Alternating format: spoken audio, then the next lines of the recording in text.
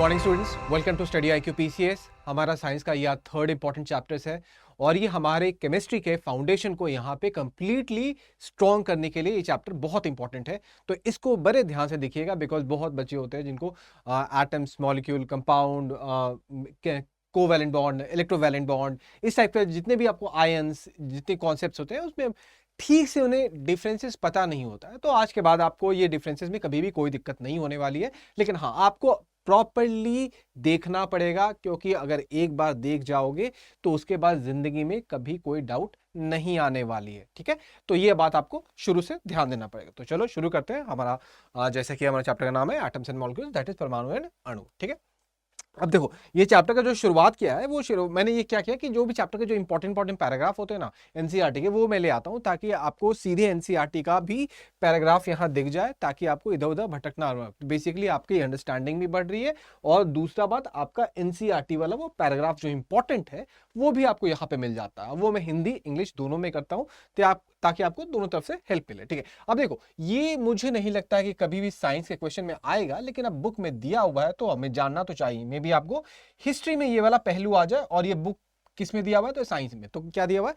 महर्षि कन्नड़। अब ये आपको, अब कन्नाड़ बोलिए, कन्नड़ बोलिए, जैसे भी आपको ये क्या बोलते हैं कि, और ये कब बोल रहे हैं ये देखिए 500 BC, मतलब आपको 500 BC में बोल रहे हैं। क्या बोल रहे हैं कि हम जब पदार्थ को, दैट इज मैटर को बार बार डिवाइड करते जाते हैं तो हमें वो आपको छोटा से छोटा रूप में मिलते जाता है।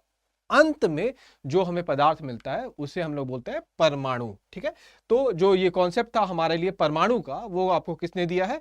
वो हमें कॉन्सेप्ट दिया है आपको महर्षि कन्नड़ ने। ठीक है, तो ये बात याद रखिएगा, ये आ सकता है आपके हिस्ट्री में, भले ये दिया हुआ है आपके किसमें, तो साइंस के बुक में। तो ये देखिए, भले हम आज जो बुक पढ़ते हैं साइंस का वो वेस्टर्न एजुकेशन से इन्फ्लुएंस्ड है और हम डिनाई नहीं कर सकते हैं क्योंकि अभी इंडिया उतना डेवलप नहीं हुआ है कि अपने बातों को कंप्लीटली प्रोवोकेटिव, मतलब कंप्लीट ताकत से आपको प्रेजेंट कर सके। अदरवाइज ये सारे कॉन्सेप्ट जिसको हम लोग मानते हैं कि 1600, 1700, 1800 में आपको डिफरेंट साइंटिस्ट ने आपको आविष्कार किया है, लेकिन उसके बारे में इंडिया में बहुत पहले ही बात हो रही थी। भले वो विदेश, आपको वेस्टर्न मीडिया इसे माने ना, वेस्टर्न साइंस अकेडमिया इसे माने ना। ठीक है, एनीवे अब आते हैं अनदर इंडियन फिलोसफर जो कि आपको कौन थे, इनका नाम थोड़ा टफ है आपको, पाकुदा कटियायमा। इन्होंने क्या बोला कि, इन्होंने बस बोला कि जो हमारा पदार्थ होता है वो आपको परमाणु के डिफरेंट कॉम्बिनेशन से बनता है, जो कि डाल्टन बोल रहे हैं आपको 1800 वाले सदी में कि एटम्स जो होता है वो फिक्स्ड रेशियो में कंबाइन करता है। वही बातों तो यहाँ पे बोली जा रही है कि यहाँ पे ये बोल रहे हैं कि आपको परमाणु जो होता है वो कंबाइन करता है और उसके बाद वो अलग अलग रूप में अपने आप को प्रेजेंट करता है, जिसे हम पदार्थ या मैटर कहते हैं। ठीक है, तो ये दो साइंटिस्ट थे जो कि आपको BC में इंडिया की तरफ से मैटर के बारे में, परमाणु के बारे में, पदार्थ के बारे में बात कर रहे थे। ठीक है, अब आता है थोड़ा ग्रीस के बारे में। ग्रीस वहां पे भी ऐसे ही कुछ चर्चाएं चल रही थी और 2-3 साइंटिस्ट का नाम दिया गया है। तो यहां पे आपको दिया गया डेमोक्राइटस एंड ल्यूपिकस। अब ये जो बोल रहे हैं, ये क्या बोलते हैं कि जो एटम है वो इनडिविजिबल है। तो देखिए हमारे पास जो कॉन्सेप्ट है वो नया नया आपको आते जा रहा है कि कौन साइंटिस्ट क्या बोल रहे हैं। तो जो डेमोक्रिटस है ये पहली बार बोलते हैं कि जो एटम्स होता है वो एक ऐसा पार्टिकल है जो कि इनडिविजिबल है। ठीक है, अब ये सब बस हमें इसलिए जानना है क्योंकि ये हमारे लिए इंपॉर्टेंट एनसीईआरटी में दिया हुआ है, अदरवाइज ये साइंस के पेपर में आए ऐसा चांसेस बहुत कम है। ठीक है, अब जो डिफरेंट साइंटिस्ट थे उनके पास ये क्वेश्चन आ गया कि ठीक है, अगर एटम इनडिविजिबल है, अगर इनकी बातें माने हम, तो फिर ये आप ये भी बोल रहे हैं कि मैटर जो होता है वो एटम के डिफरेंट कॉम्बिनेशन से बनता है, तो फिर हमें उलझन ये आ जाता है हमारे पास कि एटम कंबाइन कैसे करती हैं।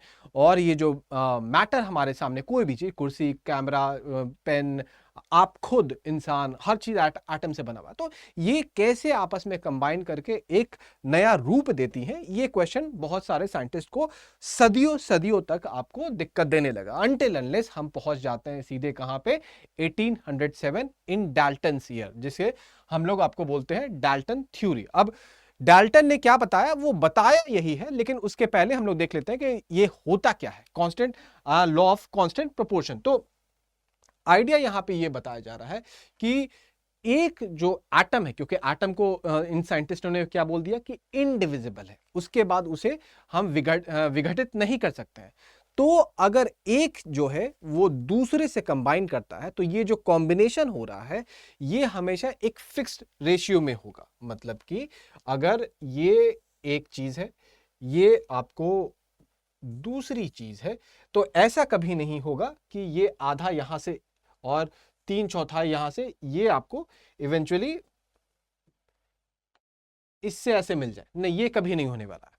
आपको होगा क्या कि हमेशा जो एक पूरा चीज है और जो दूसरा पूरा चीज है, ये दोनों आपस में कंबाइन करेंगे और एक नया चीज बनाएंगे, जिसे एक नया मैटर हम कह सकते हैं। तो यही चीज होता है law of constant proportion.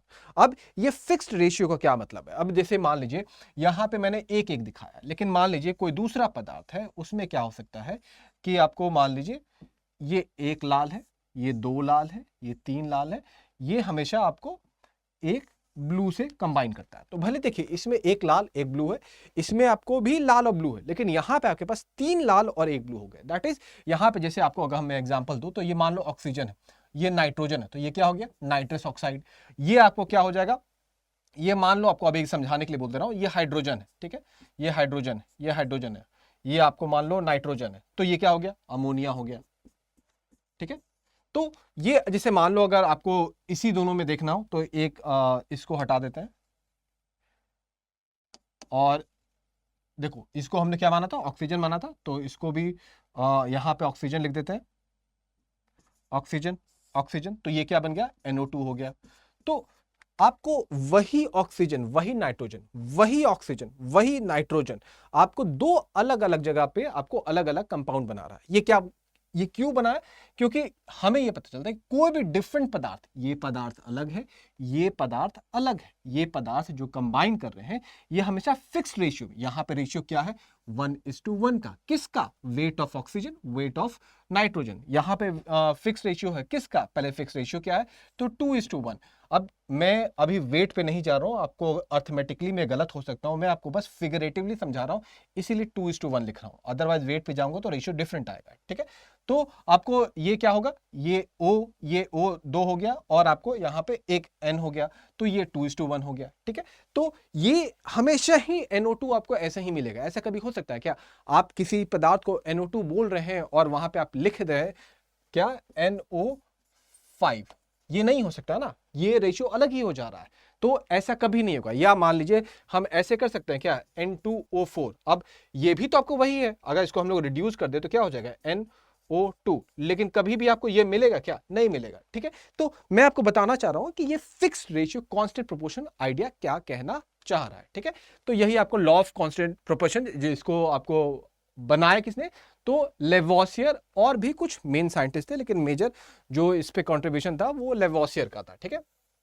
Lavoisier along with other scientists noted that many compounds were composed of 2 or more element, जैसे कि हमने एग्जांपल में लिया आपको nitrogen and oxygen, and each such compound had the same element, आपको element in the same proportion. जैसे कि हमने ईच सच कंपाउंड क्या हो गया?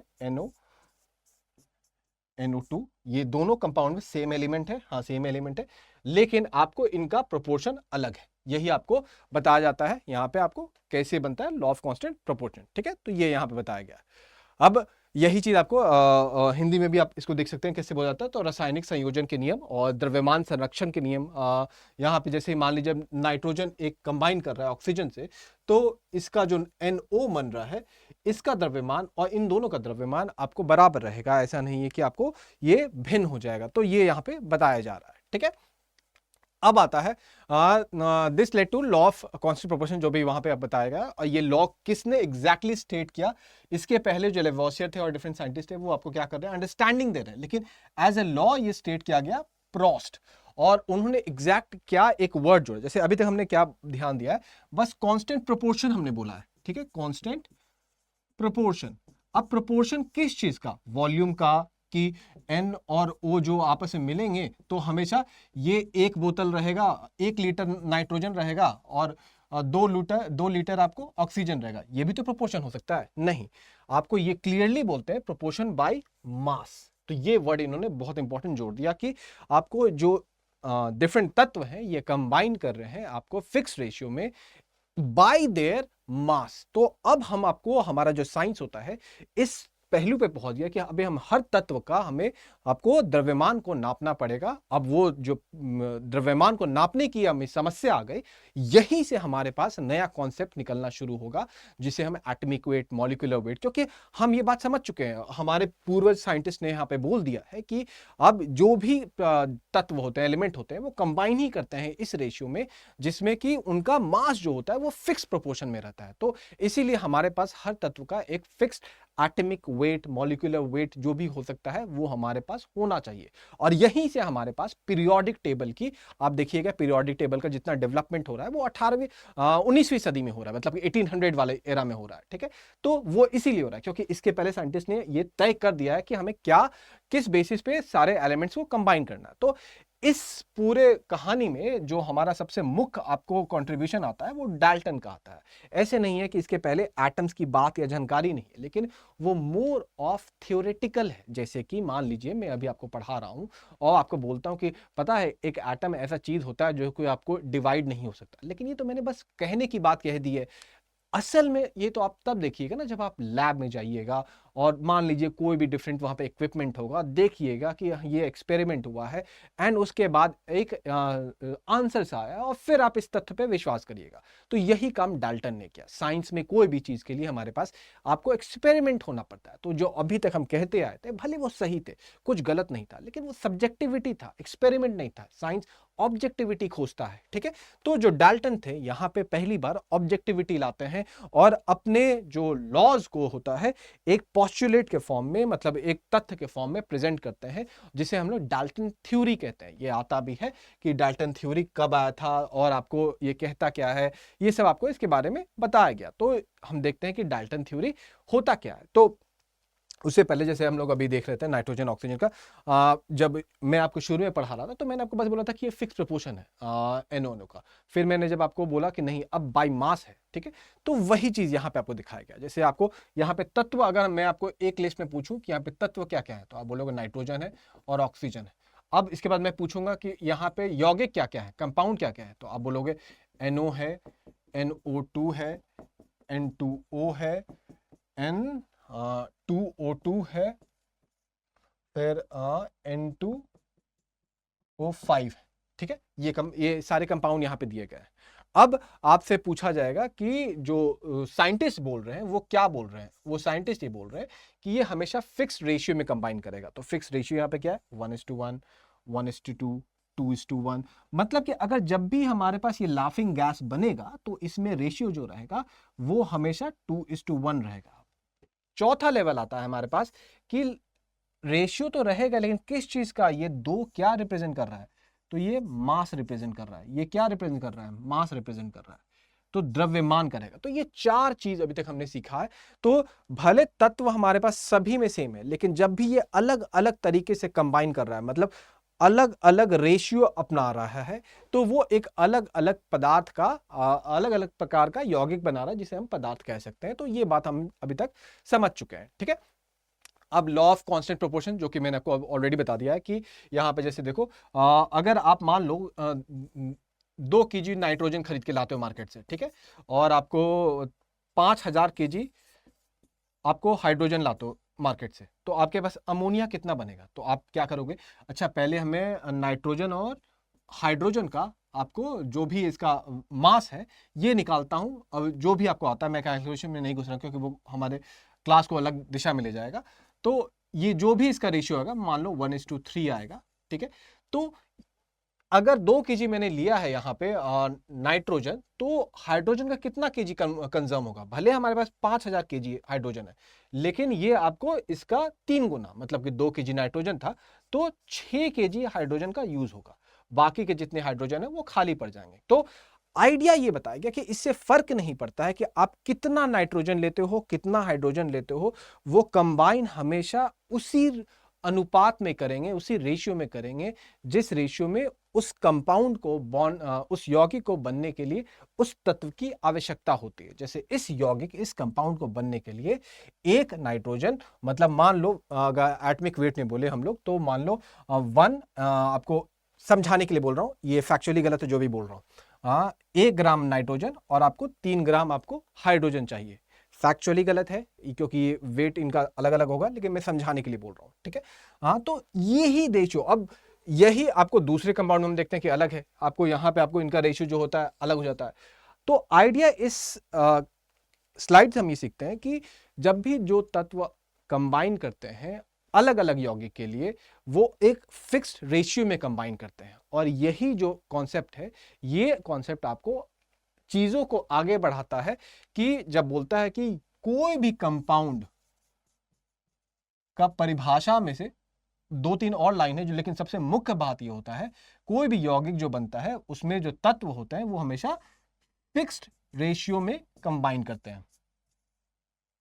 ये बात यहां पे आपको तय हो जाती है, ठीक है। तो जो हमारा कोई भी पदार्थ होता है, मैटर होता है, कोई भी पदार्थ, वो हम देखते हैं या तो यौगिक के फॉर्म में या तो तत्व के फॉर्म में। आपको ये याद रखिएगा। अब यौगिक अगर बन रहा है तो यहां पे हम क्या बोल रहे हैं कि 2 और मोर तत्व बगल में आ रहे हैं और फिर आपस में एक बॉन्ड बना रहे हैं। बस इतना ही बोल के निकल जाए क्या? नहीं, हमारे पास एक और लाइन आता है, वो लाइन आता है इन फिक्स्ड रेशियो। इतना ही बोल के निकल जाए क्या? नहीं, अभी भी नहीं। In fixed ratio of what? Of mass. ये हमारा कंपाउंड का पूरा परिभाषा होगा कि 2 या 2 से अधिक जो तत्व होते हैं वो जब आपस में आके बॉन्ड बनाते हैं, बॉन्ड मतलब क्या हुआ? उनका ए और बी, इनके बीच में अट्रैक्शन है, आपको ये बताया जा रहा है, ठीक है। इनके, लेकिन ये जो अट्रैक्शन है ये एक मैथमेटिकल प्रिंसिपल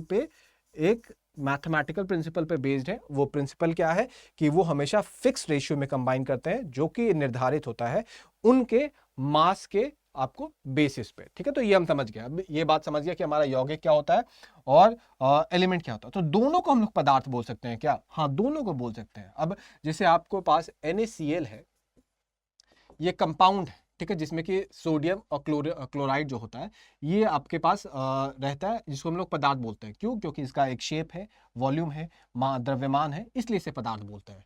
लेकिन क्या हम यहीं पे अगर हम सोना ले आए, गोल्ड ले आए, तो क्या उसे पदार्थ नहीं बोलेंगे? लेकिन वो क्या हमारा कंपाउंड है? नहीं। क्यों नहीं है सोना हमारा कंपाउंड? क्योंकि कंपाउंड के लिए हमारे पास 2 या 2 से अधिक तत्व चाहिए होते हैं। यहाँ तो एक ही तत्व है, तो ये तो कंपाउंड हो ही नहीं सकता है, ठीक है। लेकिन मान लो आप O2 बोल दो, ठीक है। अब यहाँ पे 2 तत्व तो है ना न्यूमेरिकली, लेकिन आपको ये एक ऐसे तत्व है जो कि आपको एक ही है, लाइक 2 या 2 से अधिक अलग टाइप के नहीं है। तो इसीलिए हमारा आपको ये क्या होगा? ये आपको कंपाउंड नहीं होगा, लेकिन ये एलिमेंट भी नहीं है। तो ये फिर क्या होगा? ये आपको मॉलिक्यूल हो जाएगा। अभी हम देखेंगे मॉलिक्यूल की परिभाषा क्या होती है।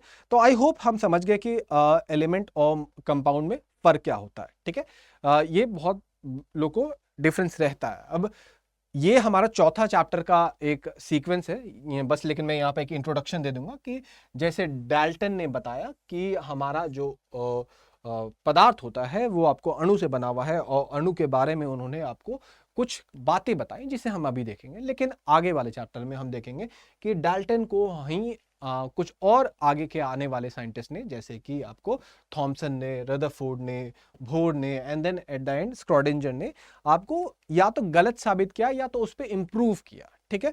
और वो हमारे अगले चैप्टर का पार्ट रहेगा। लेकिन हाँ, जहां तक अब आता है डाल्टन का बात, तो हमें ये देखना पड़ेगा कि डाल्टन आपको यहाँ पे क्या बोल रहे हैं। तो पहला बात ये बोलते हैं, इस बात को सुनिएगा, उसके बाद मैं फिगर से आपको दिखा दूंगा कि सारे पदार्थ एटम से बने हुए हैं, ठीक है। That is all atoms are made up of very tiny particle, जिसको हम लोग एटम्स बोलते हैं, ठीक है। ये बात हम समझते हैं कि आपको, और ये किससे बने हुए, और यही एटम जो होते हैं ये केमिकल रिएक्शन में भाग लेते हैं। अब ये बात इन्होंने एक नया बोल दिया, जो हमने शुरू में देखा था कि लेवोसियर और ये सब साइंटिस्ट नहीं ठीक से बता पा रहे थे, कि इन्होंने बोल दिया कि क्यों बोला। देखो, अभी मैंने क्या बताया था कि एटम और कंपाउंड में क्या फर्क है, कि जो कोई भी पदार्थ होता है, हम अपना डेवलपमेंट देखते आए तो कोई भी पदार्थ होता है वो आपको बना हो एटम से, लेकिन उसके बाद साइंटिस्ट को कंफ्यूजन हुआ कि ठीक है, एटम क्या सब आपस में आके बैठ जाते हैं क्या, खाली जैसे क्लासरूम में हम जाते थे और बैठ जाते थे तो उससे कोई पदार्थ बन जाता है? अगर उससे ही पदार्थ बन जाता है तो फिर कहीं से भी कोई भी एटम को लाओ, अपने आप पदार्थ बन जाएगा। मतलब सोना के टुकड़े को, कण, सारे कण को लाओ और बगल में मरकरी के सारे कण को लाओ और दोनों को बैठा दो बगल में, तो आपको एक पदार्थ बन जाएगा। लेकिन क्या एक्चुअली में बनेगा? क्या नहीं बनेगा। तो उन्होंने क्या बोला, नहीं कोई भी पदार्थ बन रहा है क्योंकि एटम्स रिएक्ट करते हैं। आपको जैसे कि मान लो यहाँ पे सोडियम के साथ में पोटेशियम को लिया है, इसके भी एक कण है, इसके भी कण है, ये दोनों रिएक्ट करेंगे क्या? नहीं करेंगे। तो क्या इसका कोई कंपाउंड बनेगा? नहीं बनेगा। तो क्या ये आपको कंपाउंड के फॉर्म में, एज अ एलिमेंट के फॉर्म में तो ये पदार्थ है, क्योंकि हम हाथ में सोडियम को ले सकते हैं। लेकिन कोई कंपाउंड बना रहा है क्या? नहीं बना रहा है। लेकिन हम यही सोडियम के कण लाते हैं और बगल में हम आपको यहाँ पे आपको क्लोरीन के कण ले आते हैं, तो ये कंपाउंड बनाएगा क्या? हाँ बनाएगा। लेकिन सोडियम जब हम बोल रहे थे, जो कि एक तत्व था, वो एक्चुअली में क्या था? छोटे छोटे कणों का समूह। वो कण क्या थे? एटम थे। तो सोडियम के एटम ने, सोडियम के कण ने क्लोरीन के एटम को, क्लोरीन के कण को रिएक्ट किया। अब वो रिएक्ट कैसे करेगा उसको हमने थोड़ी देर पहले देखा, इन फिक्स्ड रेशियो बाय मास। तो ये हमारी केमिस्ट्री की कहानी बढ़ रही है धीरे धीरे कि कैसे फिक्स्ड रेशियो क्या कंबाइन कर रहा है, एटम कंबाइन कर रहा है। इसी को हम एलिमेंट क्यों बोल रहे हैं, एलिमेंट के अंदर एटम का समूह क्यों बोला, तो इसके लिए आप क्लास सेकंड देखिएगा जिसको मैंने डिस्क्राइब किया था ठीक से। तो ये सब हम बात समझ रहे हैं। तो ये हमारा पहला बात डाल्टन का क्लियर होता है कि यहाँ पे क्या बोल रहा है। दूसरी बात बोलते हैं डाल्टन कि एटम जो होता है वो इनडिविजिबल पार्ट है। मतलब अब 1807 की बात हो रही है तो इतना तो इन्हें क्षमा आप कर ही सकते हैं कि ये बोल देते हैं कि इनडिविजिबल पार्टिकल। लेकिन नहीं, हमें पता है कि एटम को हम लोग डिवाइड कर सकते हैं। अगर हम लोग एटम को, ये हमारा एटम है जिसमें कि एक न्यूक्लियस रहेगा और आपको बाहर दुनिया भर के, ये आपको क्या ऑर्बिट है जिसपे इलेक्ट्रॉन घूम रहे हैं, इसे हम लोग कहते हैं एटम। क्या एटम को हम लोग डिवाइड कर सकते हैं? एकदम कर सकते हैं। अभी हम हथौड़ा मारेंगे और इसे इलेक्ट्रॉन को बाहर निकाल देंगे। हथौड़ा मारना मतलब समझाने का एक तरीका है, ठीक है। यहाँ पे हम दुनिया भर का पीसते पीसते इससे न्यूक्लियर एनर्जी निकाल देंगे। मतलब यहाँ प्रोटॉन होता है, न्यूट्रॉन होता है इसके अंदर, न्यूक्लियस के अंदर, तो इससे हम आपको न्यूक्लियर एनर्जी निकाल देंगे। तो हाँ, डिवाइड तो हो सकता है। तो यहाँ तो आपको डाल्टन जो थे वो आपको थोड़ा गलत हो गए और ये आपको इंप्रूव हुआ फ्यूचर में जाकर। फिर आपको बोलते हैं कि एटम जो सेम एलिमेंट के होते हैं, यहां पे देखिए इस बात से ये तत्व के कॉन्सेप्ट को समझा रहे हैं। एटम जो सेम एलिमेंट के होते हैं वो आपको, जब इस लाइन का मैंने क्या मतलब हुआ, जब मैं बोलता हूं एटम जो सेम एलिमेंट के, तो सेम एलिमेंट मतलब कि ये पोटेशियम लिख दिया, यहां पे भी पोटेशियम लिख दिया, तो इस दो अक्षर का मैं क्या ये मतलब बोल सकता हूं, ये दो से सेम एलिमेंट है? हाँ बोल सकता हूं। क्यों? क्योंकि ये भी पोटेशियम है, ये भी पोटेशियम है। अब एटम्स ऑफ सेम एलिमेंट, तो मैंने यहां पे क्या बोला, इसके एटम मैं ऐसे ड्रॉ कर देता हूं, गोल गोल अंडा ड्रॉ कर देता हूं। बहुत सारे होते हैं, अरबों होते हैं, ठीक है, अरबों यहां पे हो गए। अब क्या मेरे पास ऐसा एक भी आपको फ्रीडम है कि इसके अंडे को मैं हरा ड्रॉ करूं या कोई भी दूसरा कलर ड्रॉ करूं? लाइक इसे क्या मैं इस कलर का ड्रॉ कर सकता हूं? नहीं, नहीं कर सकता हूं। Why not? बिकॉज आपको डाल्टन क्या बोल रहे हैं, atoms of a given element are identical in mass. मतलब कि, और जब मैं कलर का अंतर दिखाना चाह रहा हूं तो मैं एक्चुअली में आपको बताना ये चाह रहा हूं कि वो हर रूप में आपको एकदम सेम है। तो यहां पे अगर मुझे सेम एलिमेंट का अगर ड्रॉ करना पड़ेगा तो मुझे फिर से यही कलर लेना पड़ेगा, उतना ही साइज का, उतनी ही, ऑब्वियसली मेरी ड्राइंग परफेक्ट नहीं है लेकिन आप आइडिया समझ रहे हैं, ठीक है। ये हमारा atoms of same element are identical in every form। ये आपको डाल्टन ने कह दिया, atoms of given element identical same form, ठीक है। एटम्स ऑफ डिफरेंट एलिमेंट, अब यहां मान लो मैंने लिख दिया कैल्शियम, ठीक है, तो क्या फिर मेरा ये वाला डायग्राम सही होगा? नहीं होगा। फिर हमारा ये वाला डायग्राम सही हो जाएगा। क्यों? क्योंकि कैल्शियम के जो अंडे हैं वो, और जब समझ रहे हो मैं कण बोलूं, अंडे बोलूं, गोला बोलूं, लड्डू बोलूं, तो मैं बेसिकली आपको पार्टिकल्स बोल रहा हूं, स्मॉलेस्ट पार्टिकल। अभी हमारे चैप्टर में हमारे लेवल पे ये एटम होगा, ठीक है। तो ये जो हमारे स्मॉलेस्ट एटम है ये इससे भिन्न रहेंगे। तो ये आपको इनका चौथा या पांचवा, एटम्स ऑफ डिफरेंट एलिमेंट, ये चौथा इनका ये था। Atoms combined in ratio of, देखो अभी तक हमने क्या समझा था? Fixed ratio of what? Mass, ये हमने समझा था। लेकिन ये एक और नया शब्द जोड़ते हैं, fixed ratio of small whole number to form a compound. इसका मतलब क्या है?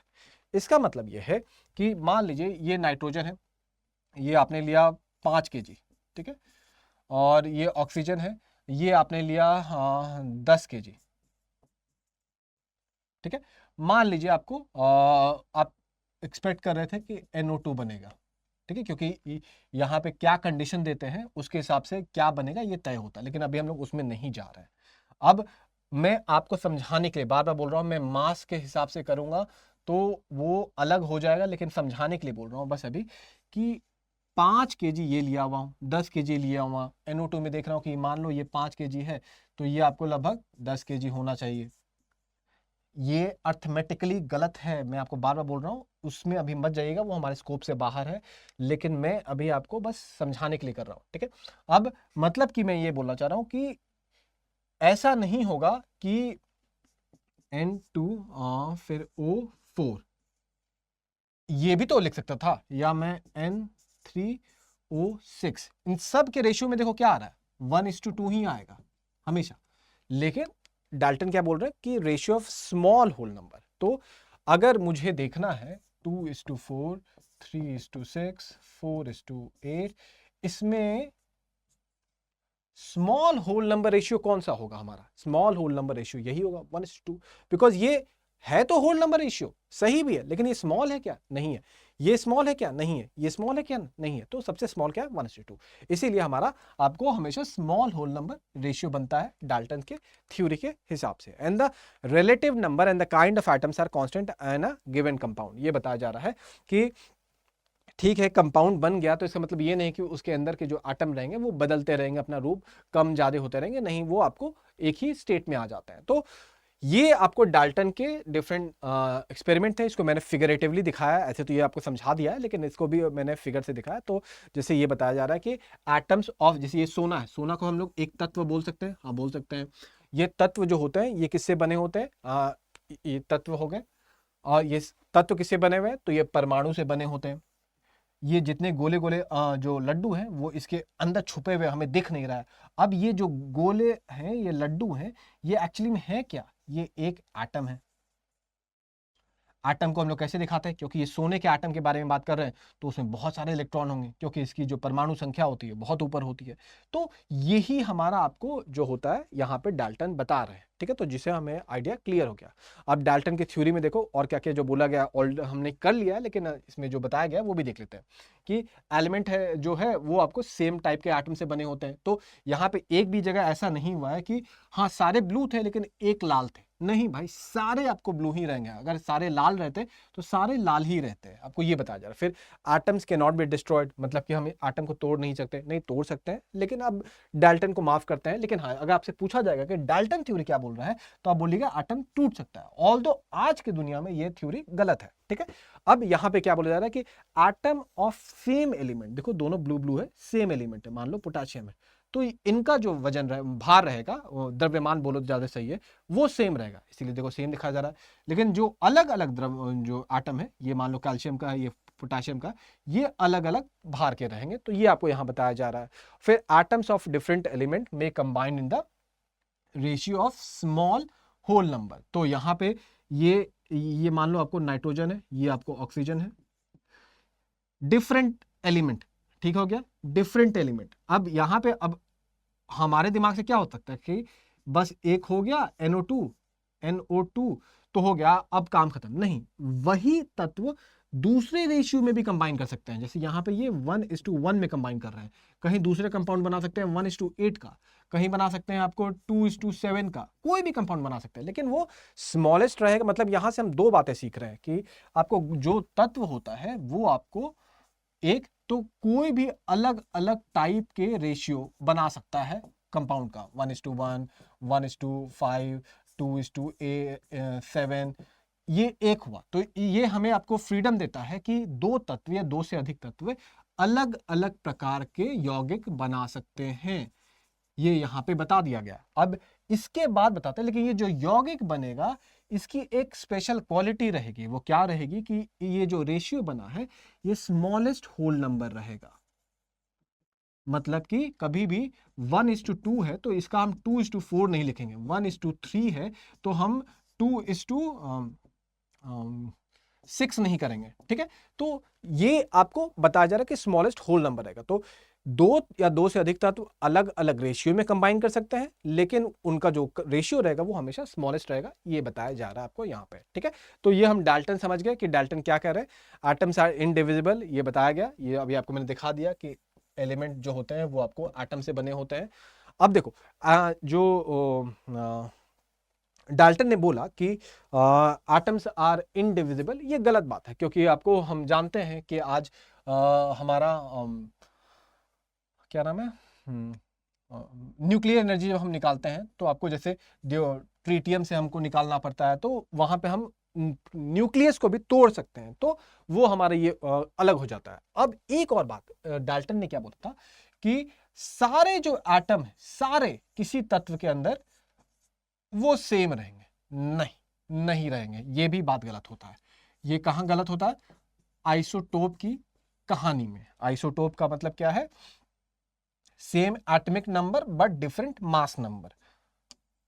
ठीक है, ये शायद हमने पहले चैप्टर में किया था। अब इसका मतलब क्या हुआ एग्जैक्टली इस फिगर में, अगर आप समझना चाहो तो क्या होगा कि सारे गोल लगभग एक बराबर रहेंगे, लेकिन कोई एक गोल ना आपको थोड़ा सा भिन्न रहेगा, ज्यादा भिन्न नहीं, थोड़ा सा भिन्न रहेगा। जैसे कि यहां पे हमने देखा है कि ये सारे हाइड्रोजन के आइसोटोप है, तो देखो जो सारे लड्डू है एक ही डायमीटर के, सेम ऑलमोस्ट। इनमें आपको प्रोटॉन की मात्रा जो है वो भी सेम है, और इसमें जो इलेक्ट्रॉन की मात्रा है वो भी, तो लगभग 90-95% चांसेस है कि ये सेम रहते हैं। बस कुछ केस में ये अलग हो जाता है, जैसे कि न्यूट्रॉन की संख्या यहाँ पे बढ़ते जा रही है। तो जो डाल्टन की वो बात रही कि किसी भी तत्व में सारे जो कण रहेंगे, सारे जो एटम परमाणु रहेंगे वो सेम रहेंगे, वो तो गलत हो गया ना, क्योंकि हमारा एक या बहुत कम ऐसे कण आ जा रहे हैं जिसमें कि आपको अलग अलग आपको मिलता है। जैसे कि आपको यूरेनियम, जैसे हम लोग न्यूक्लियर एनर्जी निकालते हैं, हम आपको निकालते हैं 235 से। मान लीजिए ये यूरेनियम जो हम पहाड़ से निकालते हैं वो होता है यूरेनियम 238। मतलब कि ये सारे जो गोले गोले दिख रहे हैं ये सब क्या है? 238 है। लेकिन कोई एक गोला इसमें रहेगा जो आपको इसमें क्या रहेगा? 235 रहेगा, मतलब उसका मास नंबर 235 है। तो ये गोला, मतलब ये सारा गोला और ये गोला लगभग हर चीज में सेम है, कुछ चीजों में भिन्न हो गया। तो डाल्टन तो यहां गलत हो गया ना थ्योरेटिकली, क्योंकि उन्हें आइसोटोप्स का उस समय कॉन्सेप्ट नहीं पता था। ठीक है, तो ये यहां पे बताता है कि डाल्टन कहां कहां गलत हो रहा है। तो ये हमने देख लिया कि डाल्टन आपको ये बोलते हैं कि सारे कण जो हैं वो सेम है, वहां गलत हो गए। डाल्टन बोलते हैं कि हम एटम को तोड़ नहीं सकते, इनडिस्ट्रक्टिबल है, उससे छोटा कुछ हो ही नहीं सकता है, वहां पे आपको गलत हो गए। तो ये सब आपको अलग अलग बातें यहाँ पे बताई जा रही है। ठीक है, atoms have different element in fixed ratio, ये हमने देख लिया। आप तो बस आपका रिवीजन होगा कि देखो ये एटम से, ये मान लो आपको सिल्वर है, ठीक है, Ag है, ठीक है, ये आपको कोई दूसरा कंपाउंड है। अब ये इसके लड्डू आते हैं, कंबाइन करेंगे फिक्स्ड रेशियो में, तो देखो हमेशा एक लाल के साथ दो आ रहा है, एक लाल के साथ दो आ रहा है। ऐसा कहीं नहीं हुआ कि एक लाल के साथ आपको 3 आ गया या 4 आ गया, तो हमेशा फिक्स रेशियो में कंबाइन कर रहे हैं। तो यही आपको बता रहा है फिक्स रेशियो के साथ कंबाइन करना कि 16 मास यूनिट और 2 मास यूनिट, जो कि ये अब देख रहे हो ना, हमने तब से इतना फिक्स्ड रेशियो ऑफ मास पे बात कर लिया, तो हमारे पास ये प्रॉब्लम आ ही गया कि हम कैसे उस मास को नापें। और वही हमारा अगला सेक्शन आपको बताने वाला है कि क्या होता है। तो जैसे होल नंबर में बहुत लोग को विजुलाइज करने में दिक्कत होता है, जो दिया होता है कि एटम्स जो होते हैं कंबाइन करते हैं fixed ratio of whole number, small whole number. Small का तो आपको मतलब समझ में आ गया होगा, 1:2, 2:4 है, दोनों एक ही चीज, लेकिन स्मॉल ये है। ठीक है, होल नंबर। अब होल नंबर का मतलब क्या है? ठीक है, इसको देखते हैं। तो ये देखो आपका यहाँ पे आपने देखा होगा जो फल बेचने वाला होता है कि एक साइड पूरा रखे रहता है, सेब, केला, नारंगी अलग अलग रखा है। तो जब आपसे बोला जाएगा एज ए कस्टमर आपको कि बताओ यार इस पे कितना नारंगी लिखा हुआ, तो आप बोलिएगा 1 2 3 4 5 6 7 8, जो भी नंबर आएगा वो एक होल नंबर आएगा। मान लो 16 आता है, वैसे ही यहाँ पे गिनते हो तो ये कितना आता है? मान लो आपको 18 आता है। यहाँ पे गिनते हो तो ये कितना आता है? मान लो 22 आता है। तो कहीं पे भी आपको ऐसा हुआ है कि 16.5 आया, 17.9 आया, 21.3 आया, ऐसा हुआ क्या? नहीं, कभी भी आपको फल ऐसे तोड़ के नहीं बेचे जाएंगे, आपको पूरे के पूरे बेचे जाएंगे। एटम भी, खासकर डाल्टन के हिसाब से, because that was an indestructible atom. ठीक है, अब ये एटम क्या हो, हमेशा एक पूरे फल के फॉर्म में रहते हैं। अब पूरे फल के फॉर्म में है तो अब इनका एटम अगर इसके एटम से कंबाइन करेगा, मतलब कि इस, मान लो संतरे को हम उठा के इस पे रख देते हैं, तो क्या होगा, ये कंपाउंड क्या हो जाएगा, मान लो इसको हम लोग पोटेशियम बोल दिए, तो इसको यहाँ पे हमने रख दिया व्हाइट व्हाइट। अब व्हाइट इस पे दिखेगा नहीं, लेकिन चलो बना कर देखते हैं, दिख गया, अच्छा बात है। इसको हमने यहाँ रख दिया, तो अब हमारा कंपाउंड का नाम क्या हो गया, पोटेशियम। और ये मान लो आपको कोई KClO4 और कोई ऐसा कंपाउंड याद आया है, चलो इसको नाइट्रोजन बोल दे रहे हैं, अमोनिया याद करना बड़ा इजी रहता है। हाँ, चलो ये पोटेशियम है और ये मान लो नाइट्रेट है। ठीक है, तो ये क्या हो जाएगा, NO3, इससे कंबाइन किया और बॉन्ड बन गया, तो इसके एक फल, इसके एक फल मिलकर कंपाउंड बनाती है। मान लो, समझाने के लिए बोल रहा हूं मैं, कि ये कार्बन है, ठीक है, और ये आपको क्लोरीन है, ठीक है, या मान लो हाइड्रोजन, तो इस कार्बन को मैंने यहां पे रख दिया। अब ये कंपाउंड क्या बना दिया, एक पूरा फल ये वाला और 4 ऐसे क्लोरीन यहां पे पूरे ये भी, तो क्या हो गया, CCl4, तो ये कार्बन टेट्राक्लोराइड बना दिया। आइडिया में ये दिखाना चाह रहा हूं कि हमारा जो फल है वो टूटता नहीं है बीच में से, वो पूरा होल नंबर में कंबाइन करता है। जैसे कि यहां देखिए, आपको यहां पे हमारा फल जो है, बेसिकली जब मैं फल बोलना चाह रहा हूं तो एटम दिखाना चाह रहा हूं। ये फल जो है आपको यहाँ पे काट काट के दिया गया, तो यहाँ पे हमारा कंपाउंड क्या बनता कि पॉइंट, क्या हो गया, अच्छा व्हाइट पे ही व्हाइट हो रहा है, यहाँ पे 0.8 इज टू 3.5, ये 3.5 नारंगी, 0.8 नींबू, ये हमारा कंपाउंड बनता है। लेकिन नहीं, ये नहीं बनेगा, ये डाल्टन बोलते हैं।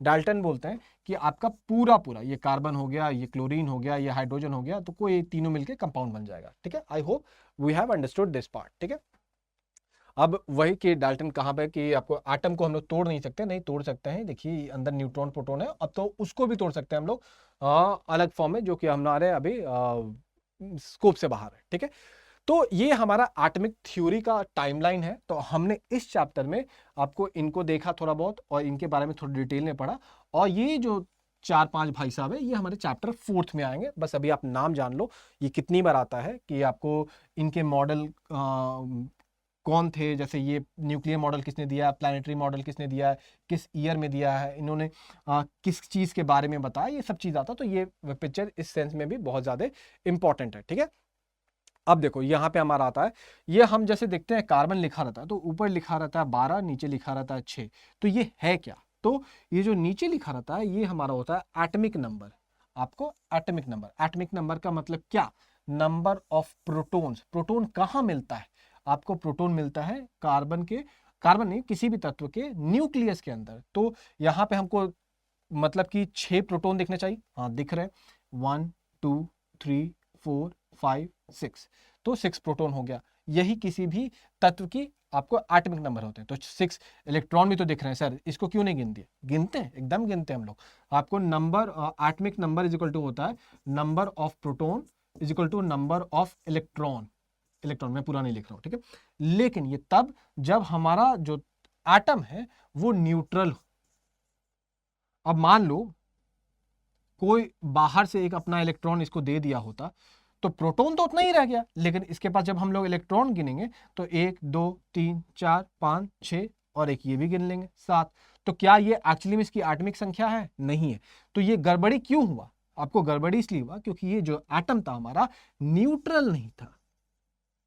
तो number of proton is equal to number of electron किसमें, न्यूट्रल एटम में, ये बात ध्यान में रखिएगा। अब ये क्या होता है भाई, ये होता है मास नंबर। मास नंबर क्या होता है, नंबर ऑफ द्रव्यमान आपको संख्या होता है।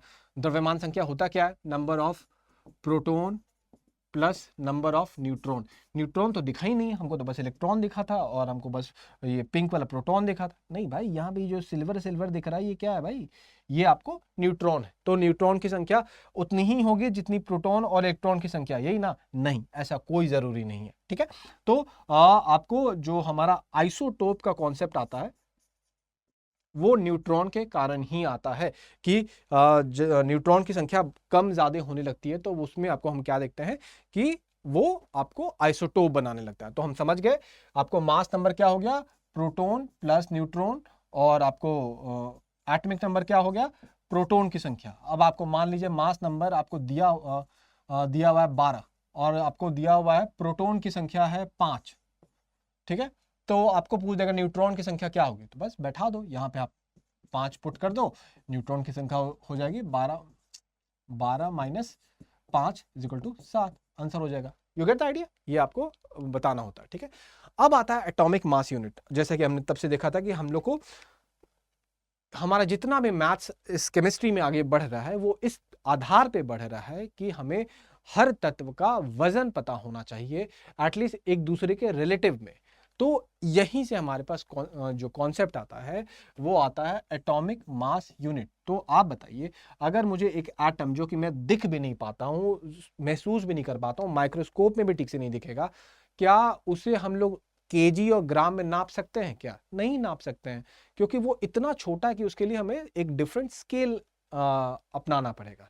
ठीक वैसे ही जैसे हम जब सूरज तक अपनी दूरी नापना होता है तो किलोमीटर में क्यों नहीं नापते हैं, हम उसे लाइट ईयर में या आपको अलग अलग पार्सेक के हिसाब का वो अलग अलग यूनिट होता है, उसमें क्यों नापते हैं, क्योंकि हमारा किलोमीटर वाला जो स्केल होगा वो इतनी लंबी दूरी के लिए काफी छोटा पड़ जाएगा। ठीक वैसे ही यहाँ पे हमारा जो ग्राम और केजी वाला स्केल है वो इतने छोटे एटम के लिए काफी बड़ा स्केल हो जाएगा, ठीक है। तो इसीलिए हमने एक नया स्केल खोजा जिसको हमने नाम दिया एटॉमिक मास यूनिट। अब जब हम बोलते हैं 1000 किलोमीटर मेरा घर दूर है, इसका मतलब क्या होता है, इसका मतलब ये होता है कि 1000 गुना आपको 1000 मीटर, यही होता है ना। ये तो 1000 आपको किलोमीटर हो गया, और इसका मतलब क्या होता है, 1000 मीटर हो गया। अब इसका मतलब क्या हो गया कि 1 मीटर लगभग इतना बड़ा होता होगा, इतना ही होता होगा ना बोर्ड पे, या बोर्ड होगा 2 मीटर का या 2.5 मीटर का। तो इतना बार अगर हम 1000 बार गुना कर दे और फिर 1000 से गुना कर दे, तो 10,000 लिखा गया, जो भी 1000 है, तो फिर हमारा आपको 1000 किलोमीटर आ जाएगा, ठीक है।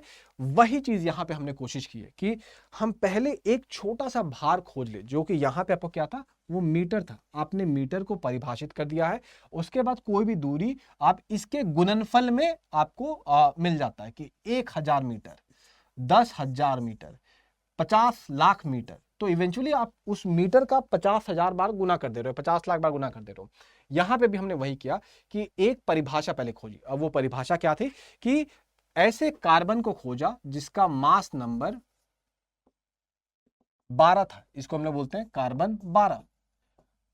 इसको यहां पे रखा, देखो यहां पे रखा हुआ दिखाया है, और इसका हमने 12वां हिस्सा कर दिया, 12 में डिवाइड कर दिया। अब ये आपको आता क्या है, तो ये वैल्यू आता है 1.66। ये तो इसका मतलब क्या हुआ, इसका मतलब हुआ कि इसको हमने 12 टुकड़ों में काट दिया, ऐसे ऐसे ऐसे ऐसे, और जो एक टुकड़ा कोई बचता है उसका आपको द्रव्यमान ये आता है। अब ये इस द्रव्यमान के हर चीज कितना भारी है वही हमारा आपको बता देता है कि उसका आपको एटॉमिक वेट कितना है, ठीक है। तो ये आपको हम लोग देखेंगे कि क्या होता है। जैसे कि आपको देखा, वही हमने कार्बन 12 लिया हुआ है, इसको हमने नापा आपको समझाने के लिए कि क्या हो रहा है। हमने वो जो इसके 12 हिस्से किए हैं, वो 12 हिस्से करके, मतलब उसका ऐसे 12 हिस्सा करके जो भी जितना भी है, ये एक टुकड़ा का जो वजन है वो आपको इतना आ रहा है, that is 1.66 into the 10 to the power -27 kg, ठीक है। ये फिगर में आपको ज्यादा अच्छे से समझ में आ रहा है कि इसी चीज को हमने लिया, आपको कार्बन 12 है और इसको हमने 12 टुकड़े में बांट दिया है।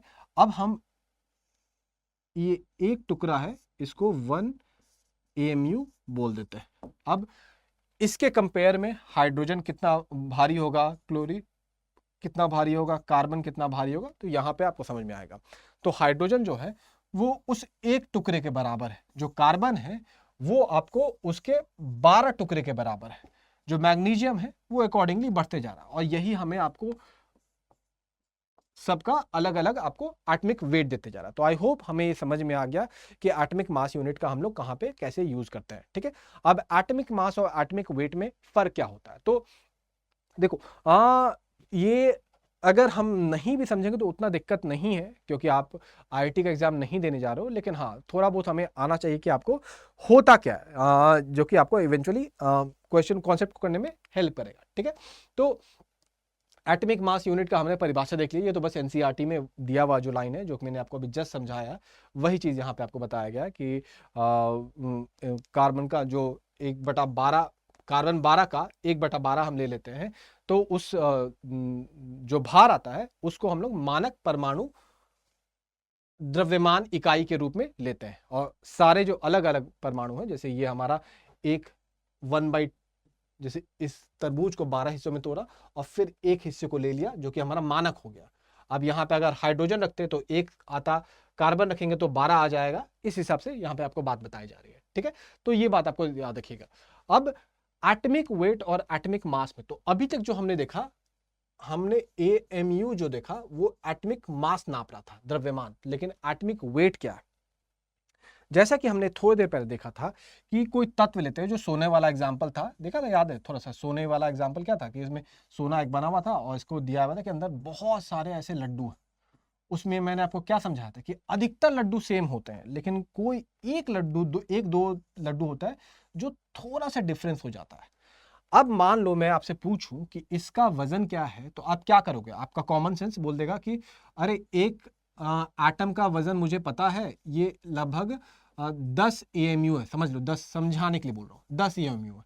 और मुझे पता है इस झोले में 9 ऐसे लड्डू हैं, तो आपको इसका वजन होना चाहिए 90 एएमयू। यही आंसर होना चाहिए था, लेकिन ये आंसर तो गलत हो गया। क्यों गलत हो गया? क्योंकि आपने माना कि सारे लड्डू का वजन कितना है, 10 एएमयू है, लेकिन इस लड्डू का वजन में भी 11 एएमयू है। इसका मान लो आपको 12 एएमयू है। और ये 11-12 क्यों लिख रहा हूं? ये आइसोटोप्स हैं, ये आइसोटोप्स का भार इनसे अलग हो जाता है। तो अब अगर मैं इस पूरे सोने का आपसे भार पूछूं, तो आपको क्या करना पड़ेगा? इनका भार, इनका भार, इनका भार साथ निकालना पड़ेगा।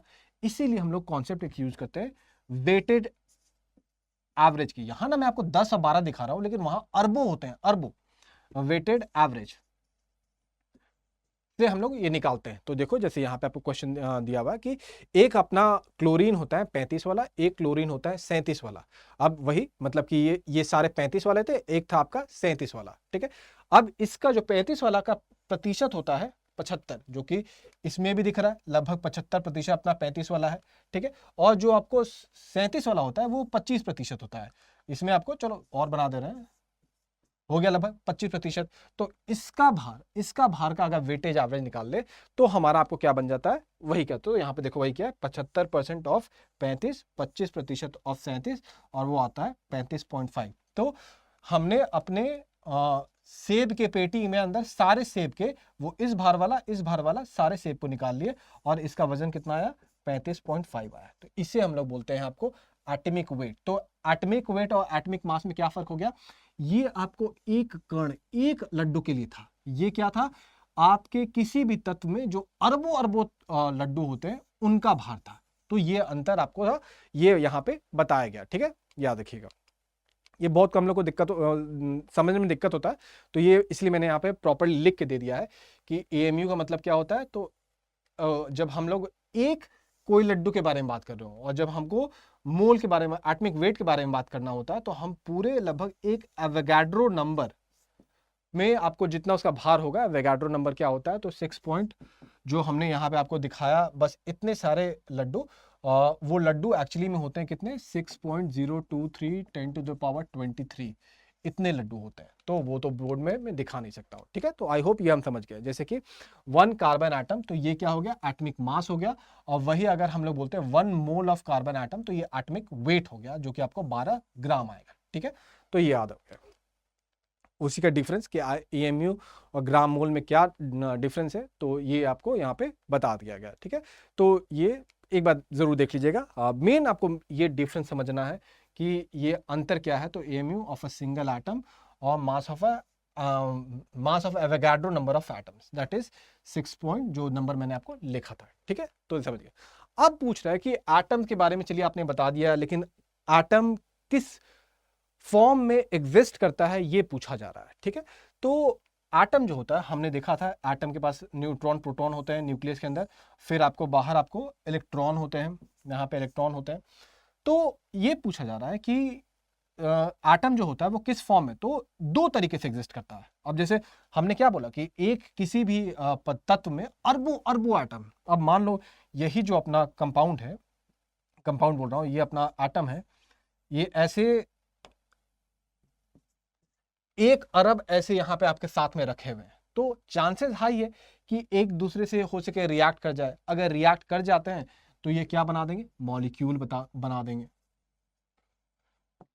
और हाँ, मान लीजिए आपको क्या, जैसे कि अपना ये मान लो ऑक्सीजन बन गया, एक एटम ऑक्सीजन का, एक ऑक्सीजन का, और ये मिलके आपको क्या बना दिए, ऑक्सीजन मॉलिक्यूल बना दिए, ठीक है।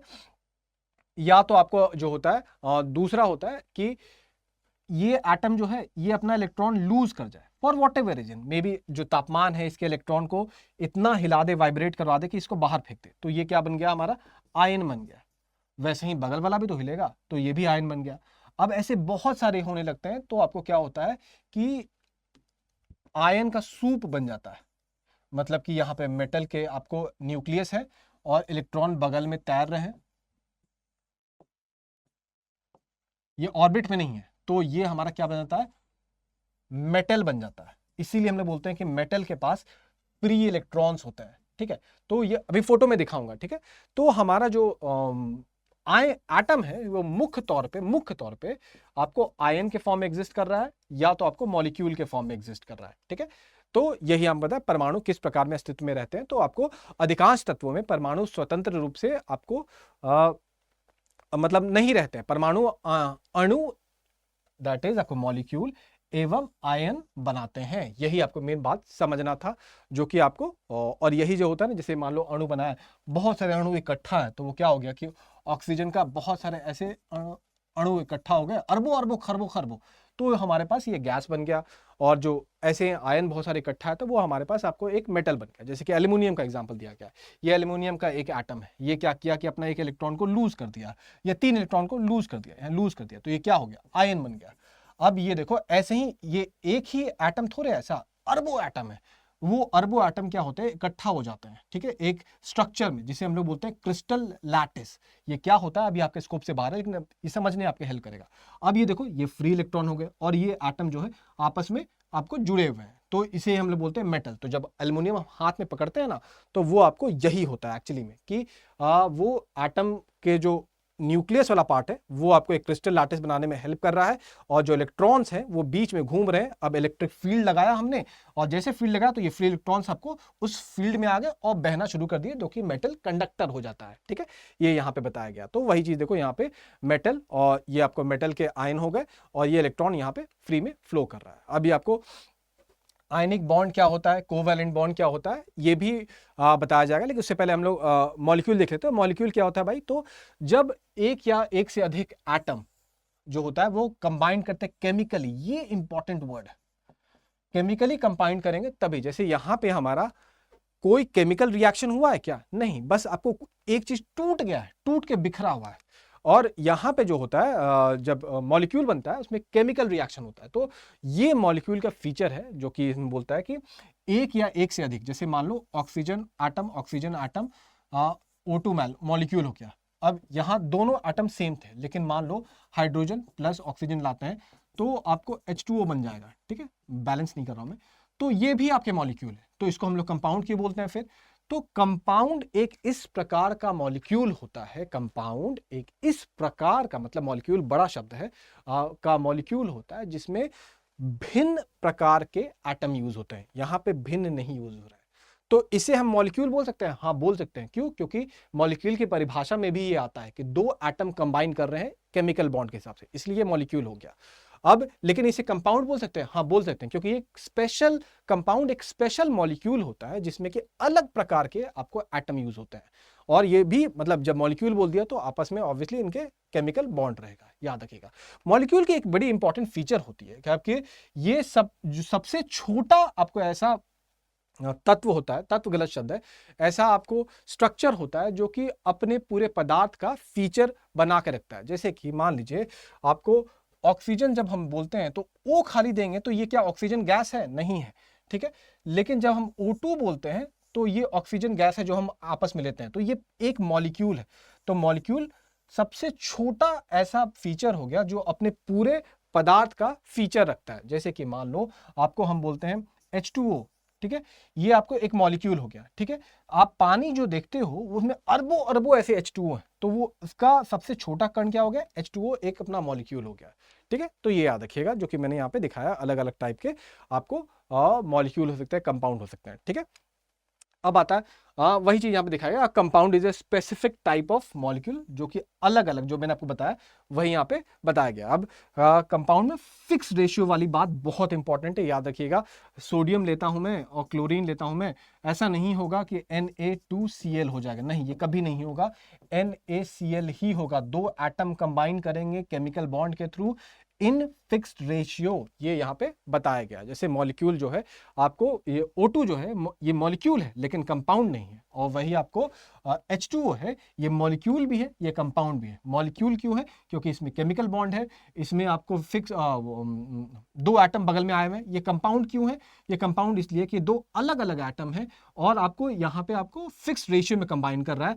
ये HO2 रहता तब भी मॉलिक्यूल होता, लेकिन ये कंपाउंड नहीं होता, क्योंकि कंपाउंड में फिक्स रेशियो का एक आपको कहा गया एक कंडीशन आता है, और HO2 कभी भी इस रेशियो में कंबाइन कर ही नहीं सकता है, ठीक है। तो ये कंपाउंड क्यों है ये समझ गए हम लोग। मॉलिक्यूल्स ऑफ एलिमेंट, यहाँ पे बस वही जो हमने देखा है वही बताया जा रहा है। मेटल्स के बारे में मैंने आपको बता दिया कि एक इंडिविजुअल एटम होते हैं और उसके अराउंड इलेक्ट्रॉन घूमते रहते हैं, वही बात यहाँ पे बताया गया है, ठीक है।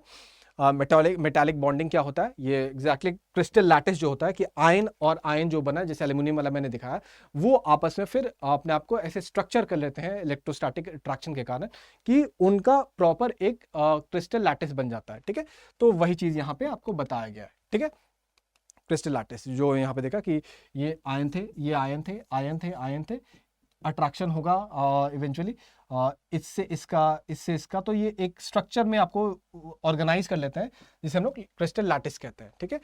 कार्बन जो था हमारा, एलोट्रॉप एक कॉन्सेप्ट होता है। जैसे हमने देखा था कि जो अणु होते हैं, हमने क्या शुरू में बात किया था कि अणु जो होते हैं वो आपको या तो मॉलिक्यूल के फॉर्म में एग्जिस्ट कर सकते हैं या तो आपको आयन के फॉर्म में एग्जिस्ट कर सकते हैं, ठीक है। लेकिन जो एलोट्रॉप होता है वहां पे, जैसे कि हमारा कार्बन हो गया, यहाँ पे ये मेटल की तरह एग्जिस्ट नहीं कर रहे हैं। यहाँ पे क्या कर रहे हैं कि ये आपको अलग तरीके से बस अपने आप को ऑर्गेनाइज कर लेना है। इसके बारे में हम लोग नेक्स्ट चैप्टर में पढ़ेंगे, तो इसको अभी मैं डिटेल में नहीं लूंगा, ठीक है।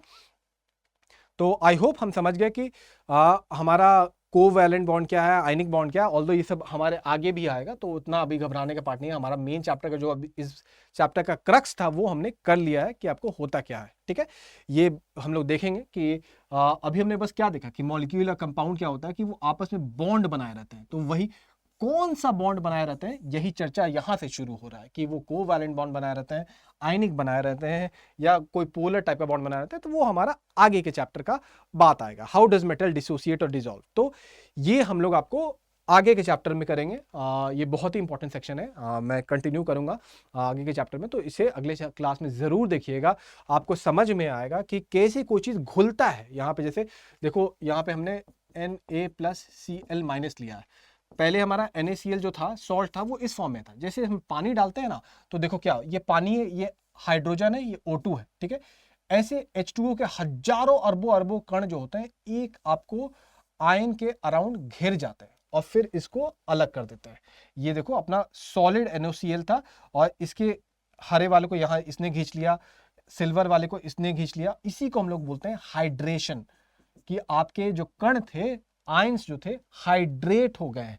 अब हाइड्रेट जो हो जाते हैं तो इस कारण से क्या होता है कि वो घुल जाते हैं। तो यही बात यहाँ पे बताया गया। जैसे कि आपको हमारा NaCl था, इसको मैं ये मान लो Na है, ये Cl है, ठीक है। तो ये Na गया यहाँ पे, ये पर्पल वाला Na है, इसके अराउंड H2O इन्होंने घेर लिया, और फिर क्लोरीन के अराउंड अगेन इसको घेर लिया। यहाँ पे देखो लाल वाला इसकी तरफ जा रहा है, यहाँ पे ये वाला इसकी तरफ आ रहा है, और इवेंचुअली इसको अलग कर दिया। इसीलिए हमारे जो इलेक्ट्रोवैलेंट जो बॉन्ड होते हैं वो आपको टूट जाते हैं पानी में। ये बताया जा रहा है यहाँ पे, ठीक है, कि प्लस के अराउंड H2H2, नेगेटिव के अराउंड H2H2 आपको आके जुट गए, ठीक है। कंडक्टिविटी कैसे होती, सॉलिड था, आपको plus minus NaCl NaCl NaCl था, फिक्स लैटिस था। जैसे हमने इसको मोल्टन में लाया, इसके जो कण थे वो क्रिस्टल लैटिस टूट गया, तो जो चार्ज होते हैं वो अलग अलग होने लगते हैं और फिर वो इलेक्ट्रिक फील्ड में जाके आपको फ्लो करना शुरू कर देंगे। तो मोल्टेन और डिसॉल्व कैसे काम करता है यहां पे दिखाया गया कि दोनों स्टेट में आपको कैसे चीजें कंडक्ट होती है। ठीक है, तो चलिए हम लोग अगले क्लास में मिलते हैं, यहां से हम लोग कंटिन्यू करेंगे। ये 2 पार्ट छूट गया हमारा, इसे हम लोग अगले क्लास में देखते हैं। ठीक है, और जरूर देखिएगा बिकॉज ये बहुत इंपॉर्टेंट कॉन्सेप्ट है। यहां पे आपके कॉन्सेप्ट अगर क्लियर हो जाएंगे तो फिर आपको ये कभी भी दिक्कत नहीं करने वाला। तो चलिए मिलते हैं अगली क्लास में। Thank you.